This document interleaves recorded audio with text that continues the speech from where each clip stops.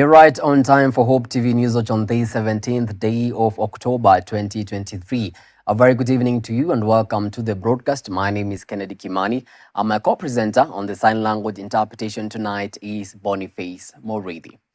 The Azimio la Umoja coalition is now demanding investigations and accountability of public and private individuals involved in the East African Portland Cement who own the land's title deeds. Addressing the media after being barred from accessing the Mavoko Portland's demolition site, Azimio leader Raila Odinga castigated the government for failing to honor its word in protecting Kenyans from demolitions. The opposition has said that the government must stop the demolitions and share plans on how it intends to compensate the affected individuals. Tess Njenga begins our bulletin with the following report.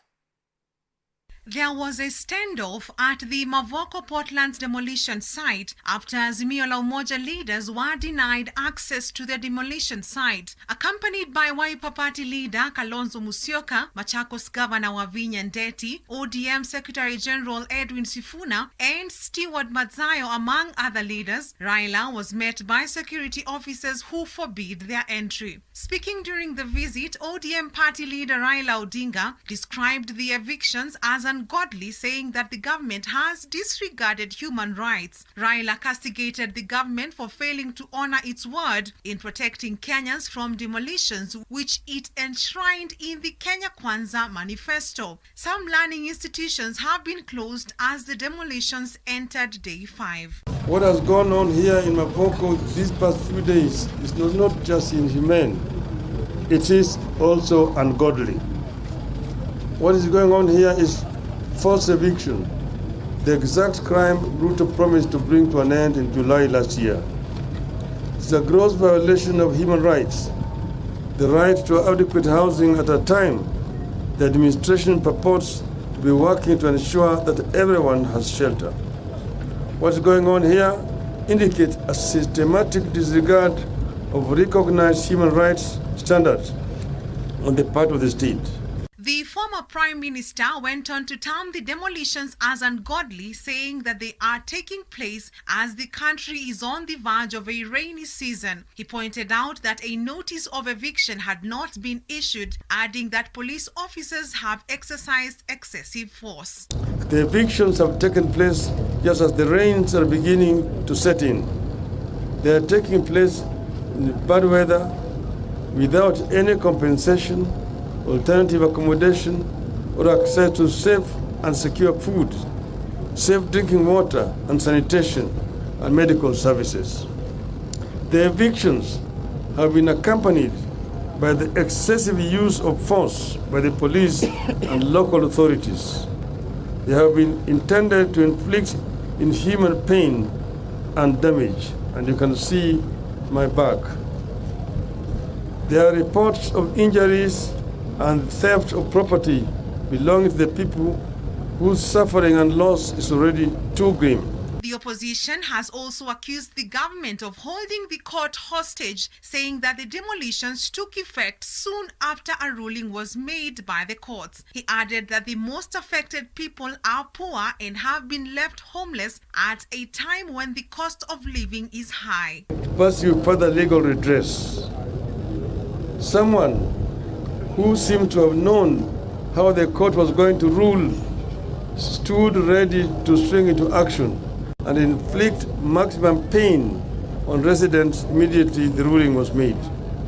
Above all, this destruction of life, lifelong savings of people has come at a time that Kenyans are struggling with extremely high taxes, high cost of living, and a collapsing Kenya shilling.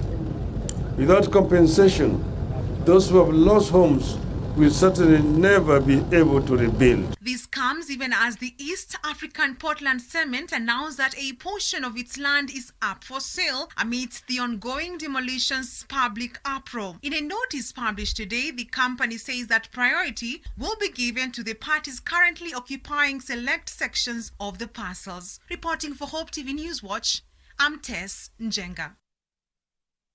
Thank you so much, Tess, for that report.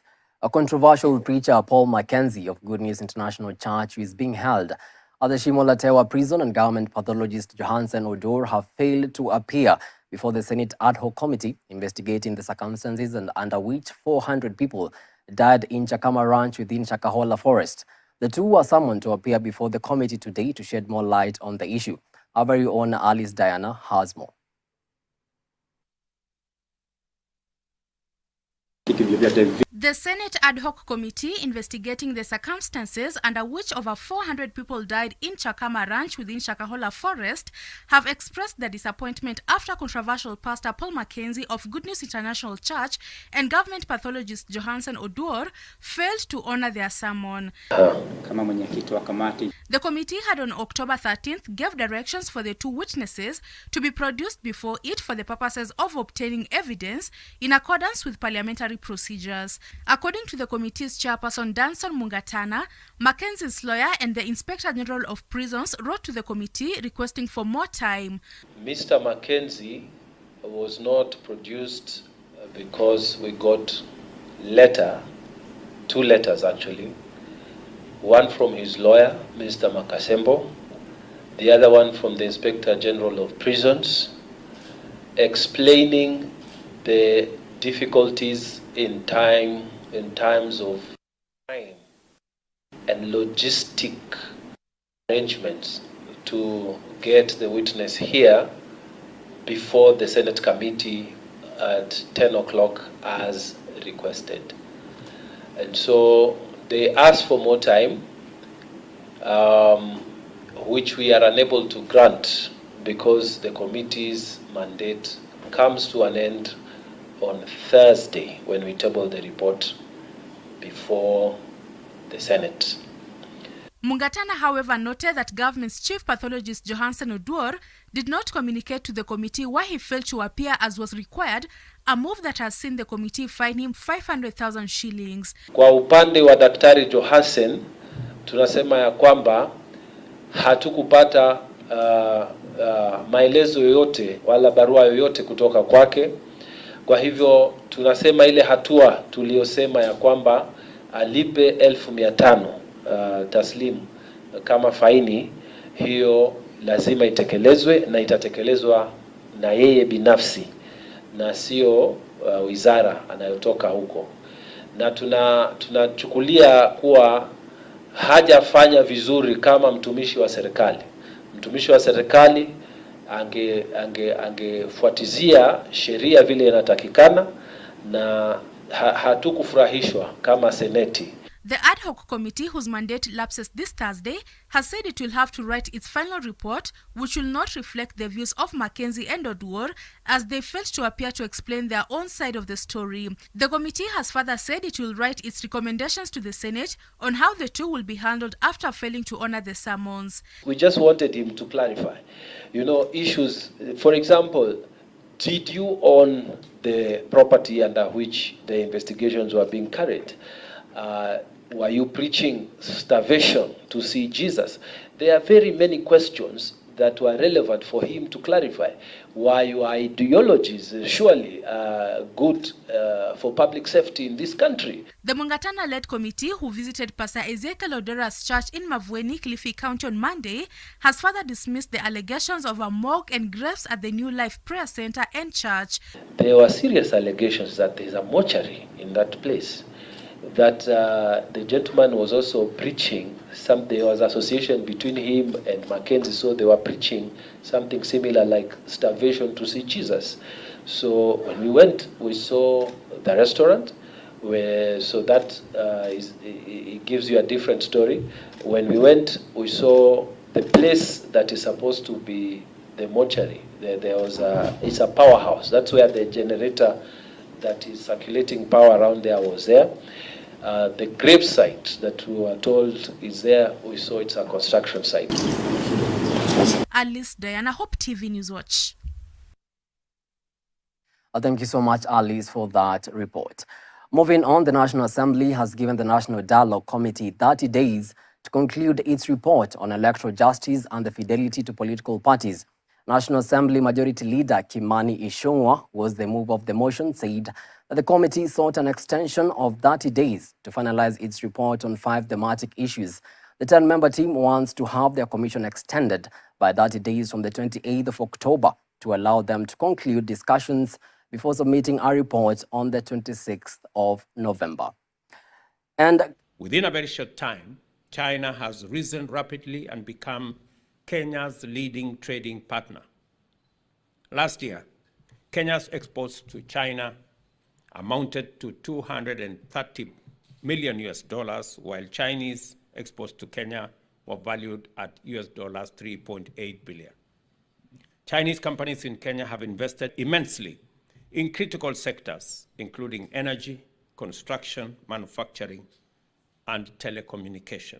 It is important to emphasize that we have taken resolute measures to significantly improve the business climate and transform the operating environment for enterprises through various interventions aimed at enhancing efficiency, security, regulatory quality, and major improvements in governance, and in making sure that your investments are protected by law, by the government of Kenya, and by our constitution. I was very pleasantly informed that one of the companies that signed an MOU this morning, I need to persuade them that there is an investment opportunity in e-mobility in Kenya. Let me say the following, that the government of Kenya will give priority to the company that is going to set up the manufacturing or assembly of e-mobility vehicles. And we are ready to put an order for government vehicles. The Law Society of Kenya has intensified crackdown on quacks masquerading as lawyers and advocates in the country. This follows the arrest of a suspected quack advocate on Monday through LSK's Rapid Action Team and the Capitol Hill Police Station officers in Nairobi. According to LSK President Eric Theuri, Sharon Atieno Adunya, alias Sharon Atieno Adunya Obade, is accused of impersonating one of the advocates and was using the name which within the records was almost similar to that of the real advocate. Her arrest comes just days after Theuri called for the prosecution of Brian Mwenda, who was also flagged for allegedly impersonating an advocate. Here's our very own Grace Ahati with the details. In efforts to combat the rise of quack lawyers in the country, the Law Society of Kenya (LSK) has intensified crackdown, this even as it works on salvaging its image. On Monday, LSK announced the arrest of another suspected quack advocate, Sharon Atieno Adunya, alias Sharon Atieno Adunya Obade, who allegedly impersonated one of the advocates and was using the name which within the records was almost similar to that of the real advocate. According to the Law Society, the quack had stolen the identity of one, Sharon Atieno Obade, which she used to carry on and represent herself in court and in her daily duties, thus deceiving the unsuspecting members of the public. Further, she forged a national identity card and a practicing certificate to affix the real Sharon Atieno Obade's identity, which she used to run the law firm of Auma and Co-Advocates as a partner, pretending to be an advocate.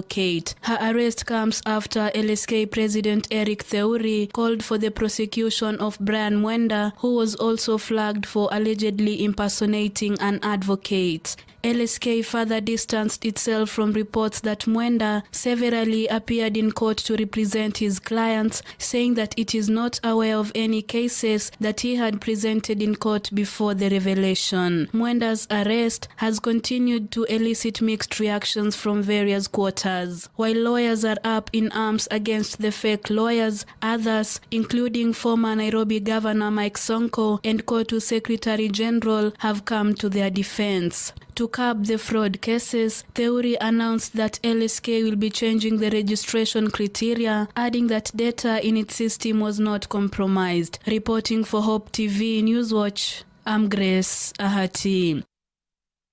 Thank you, Grace, for that reportage.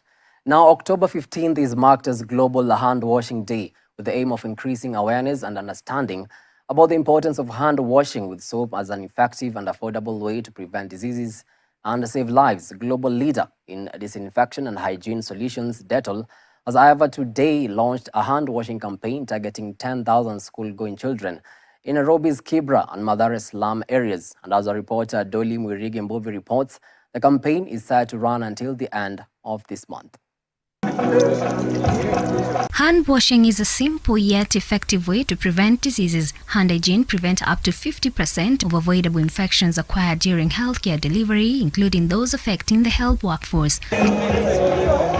However, Dettol, which is a global leader in disinfection and hygiene solution, has today launched a hand washing campaign targeting 10,000 school-going children in Nairobi's Kibra and Mathare slum areas, which are at a high risk of lack of clean water. This timely initiative aligns with the global observance of the Global Hand Washing Day, themed Clean Hands Are Within Reach. Our core business here today was to enlighten the children on the importance of washing their hands for the purpose of prevention of infections, because we do take cognizance of the fact that every germ, most of the germs, they go through to our bodies through the mouth, the ears, the eyes, and any other soft tissues. So, and most of them we find that we transmit them ourselves by contaminated hands. Most schools lack good sanitary stations, leading to illnesses which extend back in the households. The Dettol Global Handwash campaign is providing the selected schools in Kibra and Mathare areas with water tanks and state-of-the-art handwashing station, as the campaign is set to run till the month of October. We have also been able to donate to the school together with other partners, the hand washing stations, where we have also provided the connected water to enable the school to effectively practice hand washing. Yeah, so we do understand also the challenges of getting this very basic commodity that is running water, that is mostly plays a bigger role in hand washing. So that's why we have done end to end. We provide the water and also we provide the soap for the schools to be able to do this. Through the collaboration, Kibera Sub-County has registered a significant reduction on diarrhea prevalence and indeed a reduction in related deaths to children, particularly under the age of 5 years. This initiative is in line with Dettol's commitment to provide hand hygiene education in the country and provide top-notch household hygiene products that protect against bacteria and illnesses, which is also in line with the government agenda of providing universal health care. Community health workers are unsung heroes of WASH programs, working tirelessly to promote clean water, sanitation, and effective practices in the communities they serve.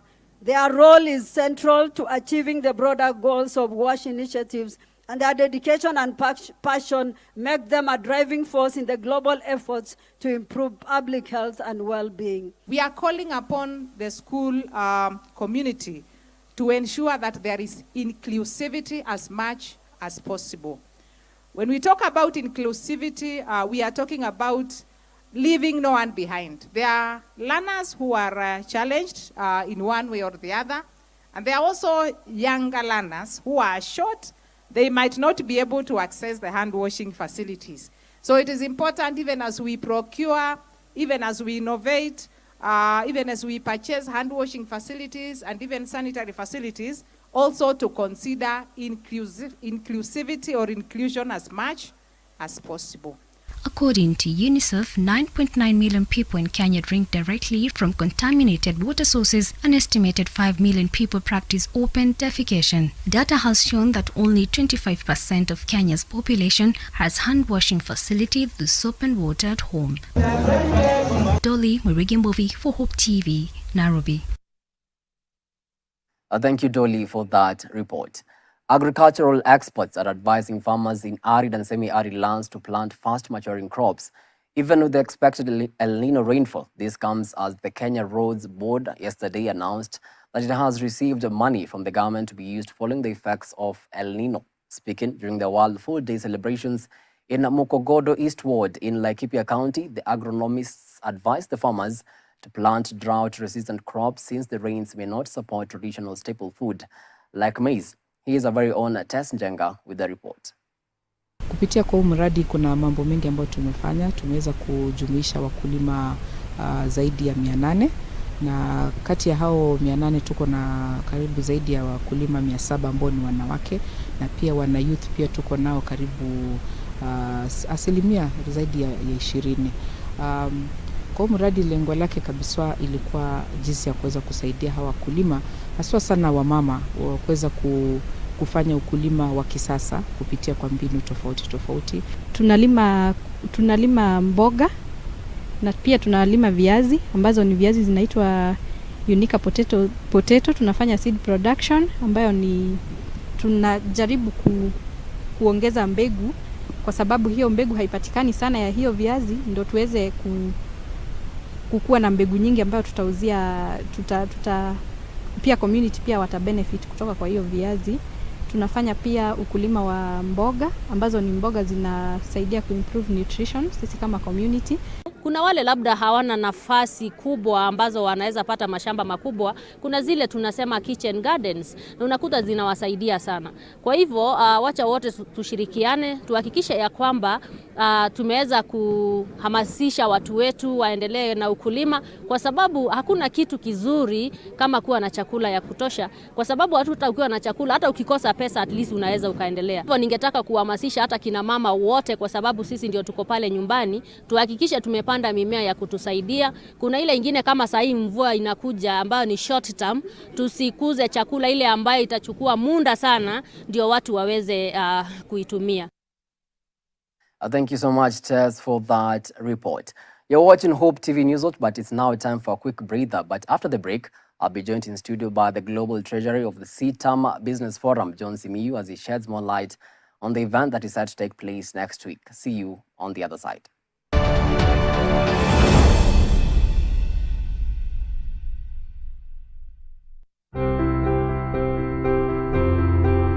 The Asian community in Kenya has been nationally recognized as the 44th tribe of the people of this great nation. For me, God is real in Christianity. I talk to Him, He talks to me. I fail, He forgives me. When I first read the first book of Genesis, it gave me an orderly sense of accounts of creation. Day 1 is what He does. Day 2, He creates this. Day 3.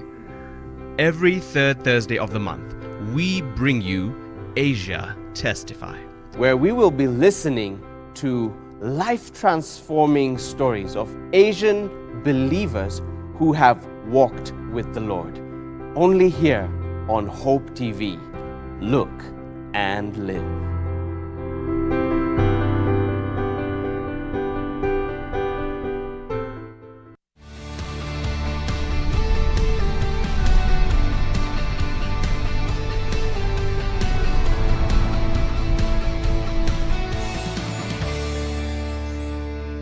Just at the moment, many of those who believe in Jesus are feeling what I call the big squeeze.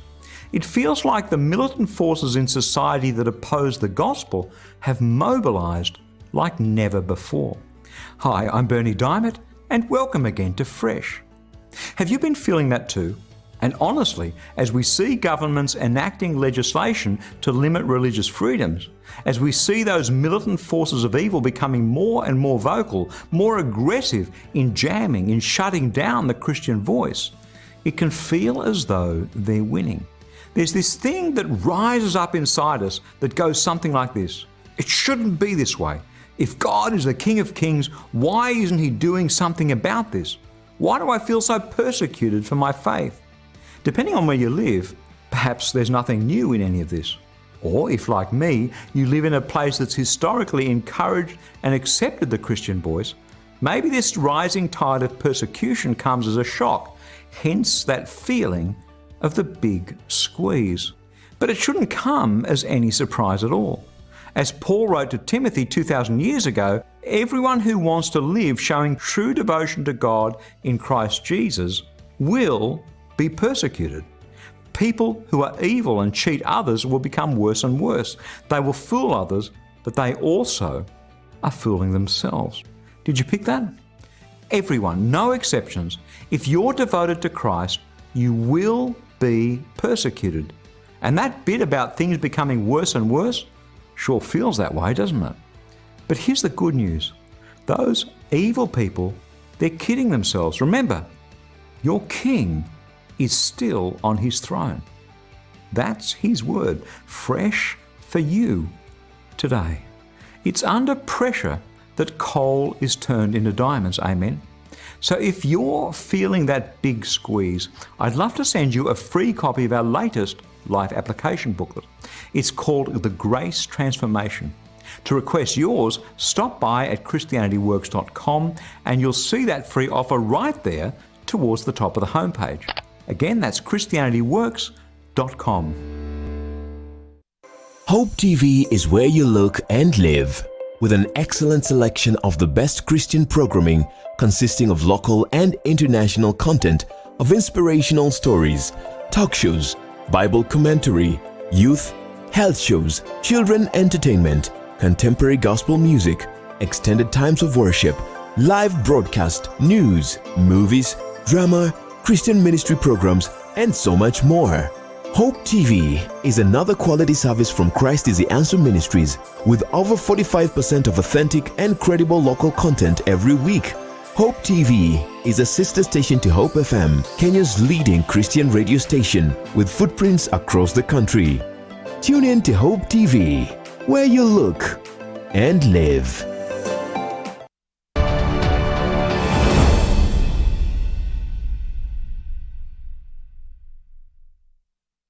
Welcome back. Africa's biggest Christian business conference is taking place next week at CITAM Karen. And joining me in studio right now is the CITAM Business Forum Global Treasurer, John Simiyu, to shed more light on the event. Karibu sana, John, to the studio. Thank you so much.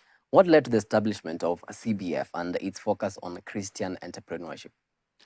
So in 2020, the CITAM leadership, through the help of the leadership of the church, thought that it actually worth us as Christians coming together to work and do business in a Christian and godly way to make sure that we have an impact that is kingdomly, things that we can actually see that there is a lot of progress in terms of how we do business as Christians.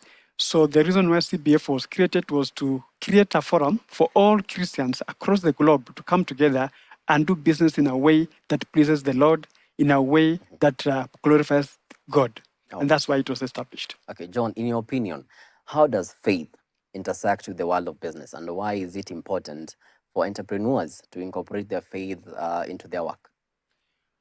We believe that actually the business and the workplace is our pulpit. That most of the time we go to church for a very short period of time. But the most of the time we spend actually at the marketplace and in the business area. Sure. So you cannot actually delink a business from the Christian faith. You cannot do it because we spend more time at the business place and at the workplace, and therefore we should actually be that episode that Paul said, that's a letter which is written and read by everyone.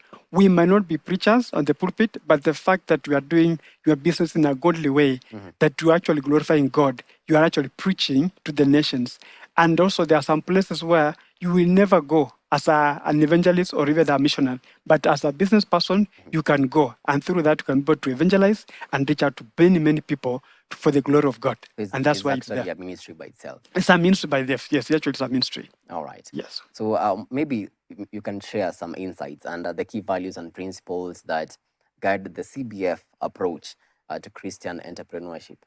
Yeah, so we are a ministry under CITAM, and we subscribe to the CITAM values. And key among it is that we are actually a community of believers. So we are working together as a community of believers. We are subscribing to the integrity that as a business people, we really need to have business with a lot of integrity. There are no shortcuts. There's no corruption. There are no areas where there are areas which we don't subscribe to, because we have to make sure that things are actually in integral way. And then there is transformation, that we want our business to be used to transform the society.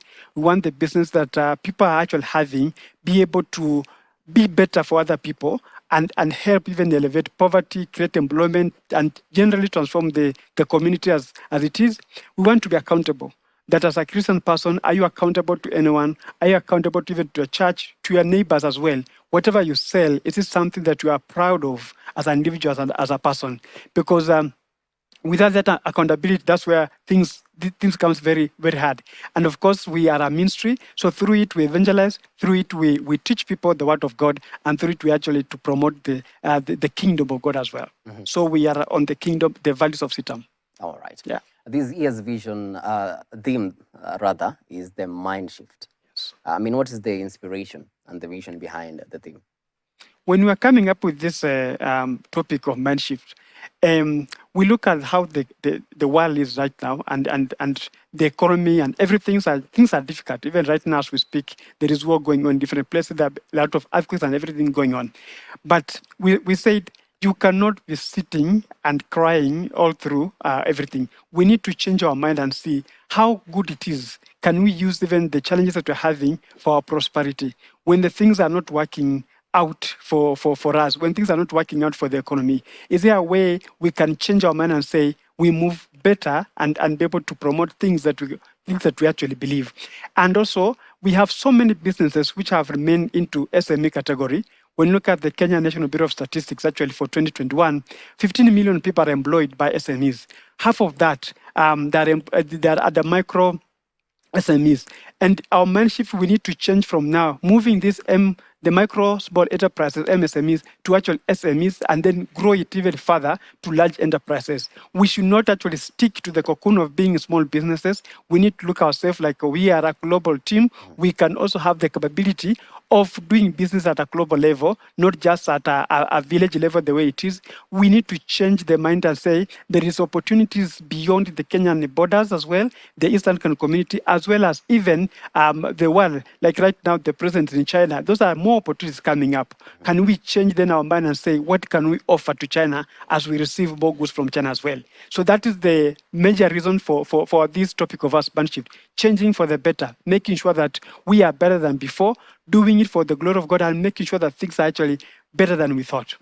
Yeah. I believe Christian entrepreneurs face a lot of challenges. I mean, how is CBF helping these entrepreneurs overcome these challenges? So the challenges of Christian businesses are the same across the board, like any other person, because the challenge does not discriminate against one or two.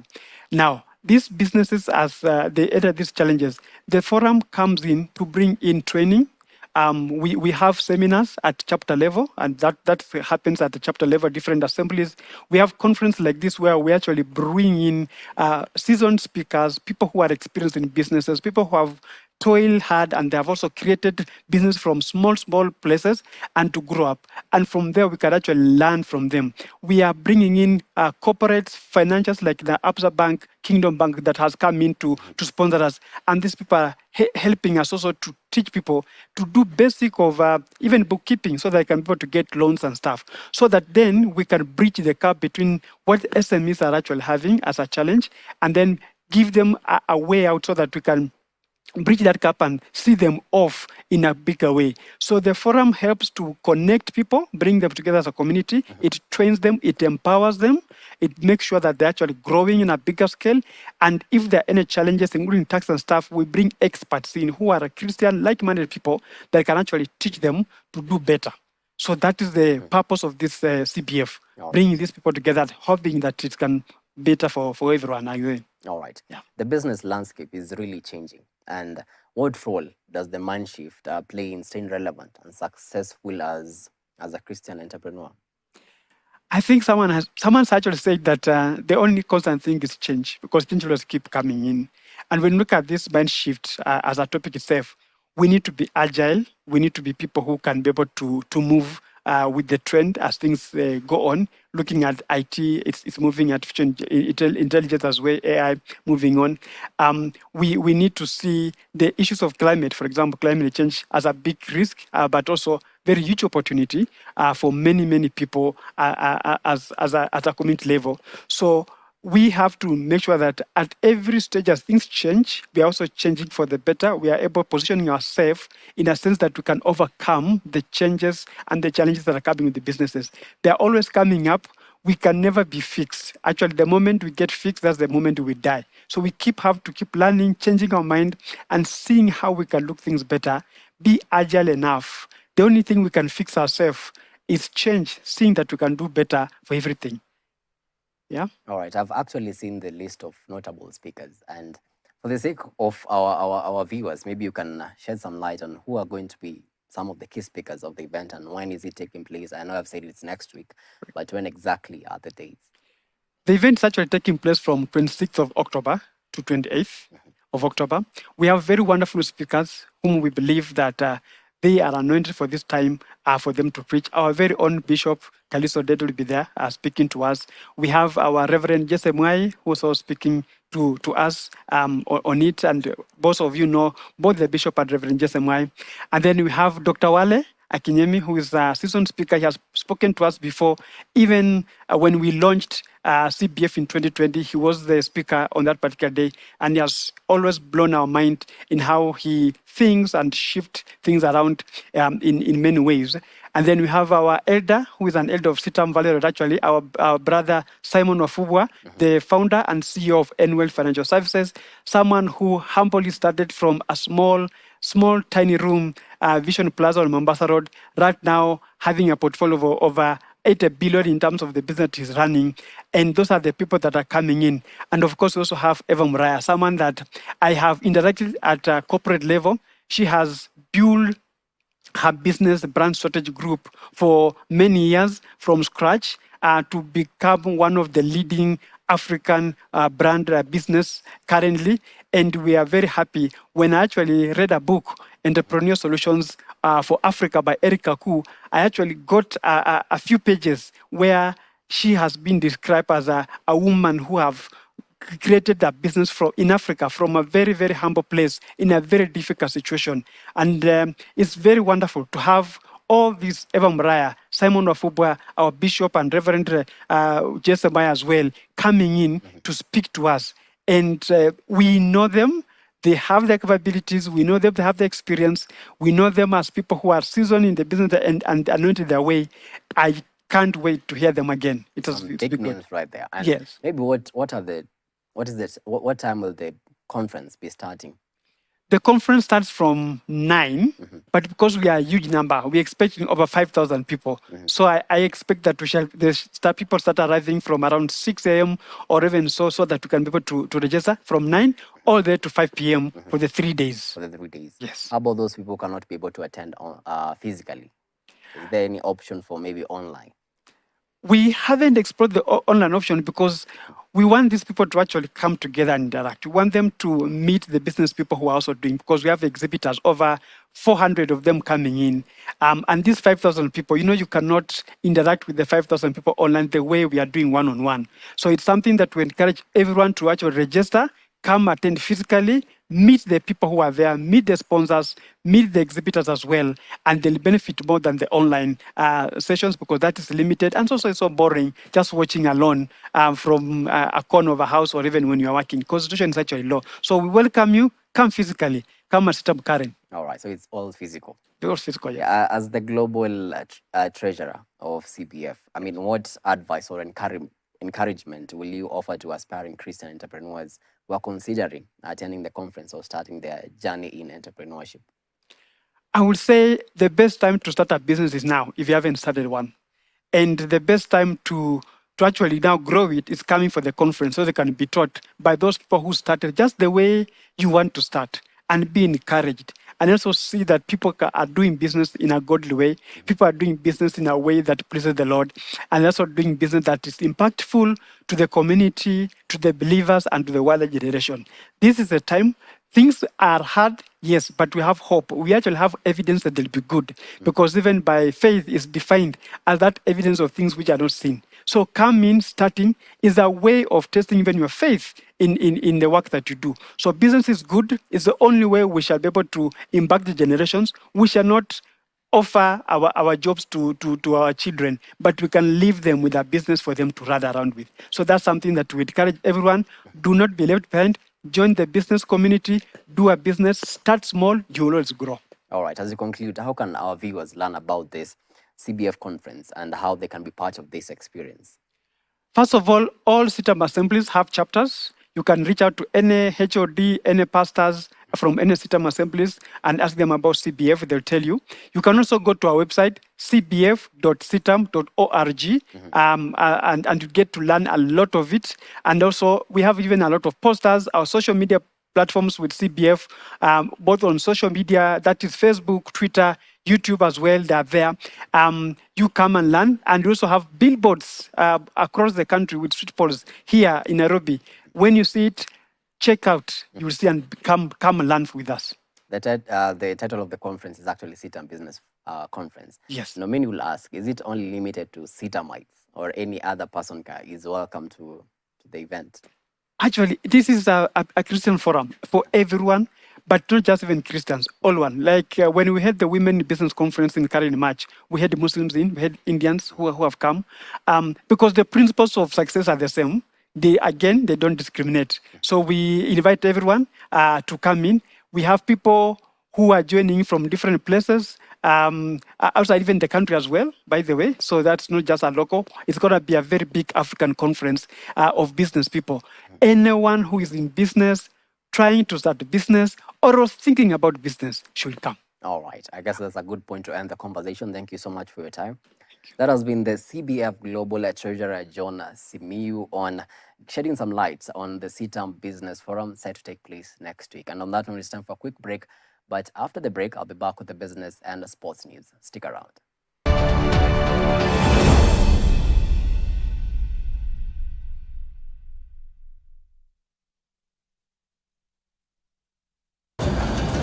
Je, ushawahi kuweka jambo kwenye mizani? Ushawahi kupata uzito wake? Haya basi, usitapetape zaidi. Naomba unigande, maana mizani ipo hapa kwa ajili yako. Vyakula na mbegu za kitamaduni na kutuliza fikra na kukuwezesha kupima masuala ibuka katika jamii, tena kwa busara. Tukutane mizani kila Ijumaa saa 1 machweo kwenye runinga ya Hope TV. Thank you for watching Hope TV, the station where you look and live. For feedback regarding our programming, you can WhatsApp us through 0708 222 323, SMS 22232, website www.hopemediakenya.org, or scan the QR code below.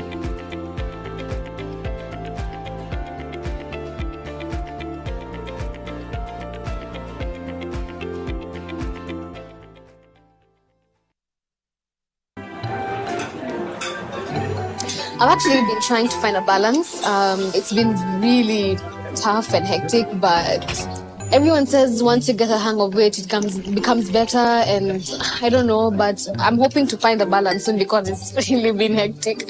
But you've been in the job industry for a long time, so I think you would know better. Sindio? Huh? What time is it? I need to catch up on Leadership Forum. Do they have a radio here? Never mind. I brought my own. No way. You can't be serious. Wait, why do you have a radio and you can just catch up with the shows on Hope FM podcasts? Really? Even Meet of the One? Yeah. I mean, you can find them on whatever platform, name it. AfriPods, Google Podcasts, Apple Podcasts, Spotify, you name it. But I'm not subscribed on any of them.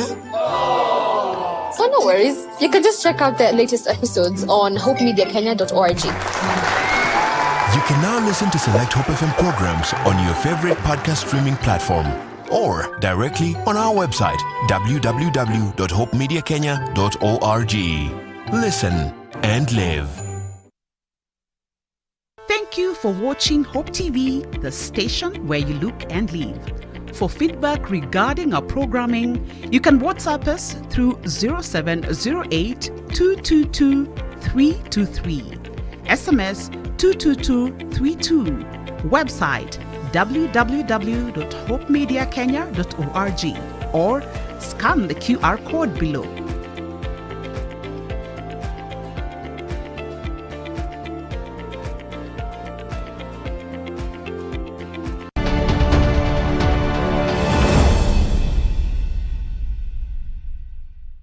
Back. Now let's get down to business. Equity Bank has been named as the Africa's SME Financial of the Year at the 2023 Global Finance Awards in Mumbai, India. The bank received 2 platinum awards in the categories of Africa SME Financial of the Year and Product Innovation of the Year for its Pay with Equity solution. Additionally, the lender received an honorable mention in the Women Financier of the Year category. The Global SME Finance Awards 2023 recognize financial institutions and fintech companies for their outstanding achievements in delivering exceptional products and services to their SME clients.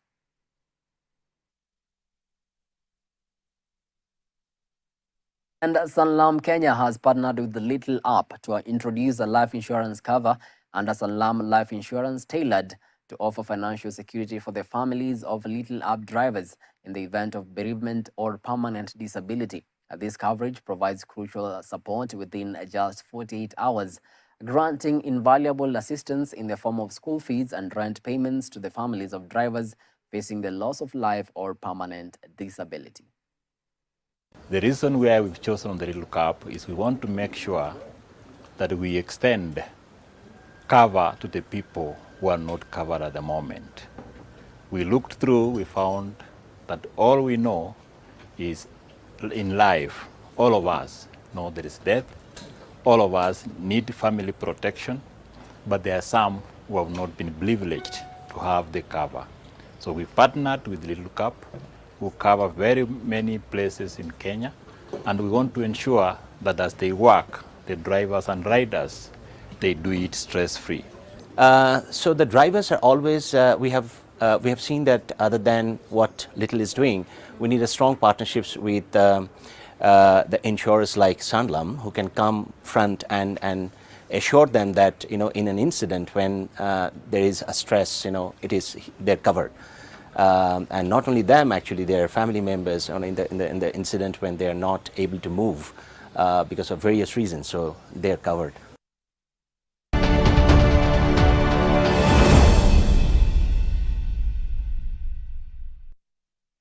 And to some sporting action now, Kenya Chess Premier League leaders are optimistic about a good outing this weekend as they land at the Mombasa Beach Hotel for the Mombasa Open Chess Championship. The tournament has attracted top regional chess players who will be gunning for various prize purses in different categories. The team currently sits at the summit of the ranking cross table ahead of Equity Chess Club, Nairobi Chess Club, and the Nairobi Chess Academy and Club. We are prepared for the Mombasa Open Chess Championship. All of our players are ready for the battle with the foreigners who are coming from Uganda, Tanzania, Burundi, and Rwanda. Our players are very prepared because even just last month they were in Germany playing in the World Rapid Chess Championship, and which they performed very well. And I know with this local regional tournament, they'll be up. Kenya's 15th rugby team, the Simbas, are gearing up for an exciting return of the Victoria Cup, marking its comeback for the first time since 2019. The journey kicks off with a match against Zambia in Kampala on the 1st of November, followed by a clash against Uganda in the Ugandan capital on the 5th of November, which also serves as the initial leg of the Elgon Cup. The Simbas will later engage in the Elgon Cup return match against Uganda on the 11th of November, hosted in Kisumu City.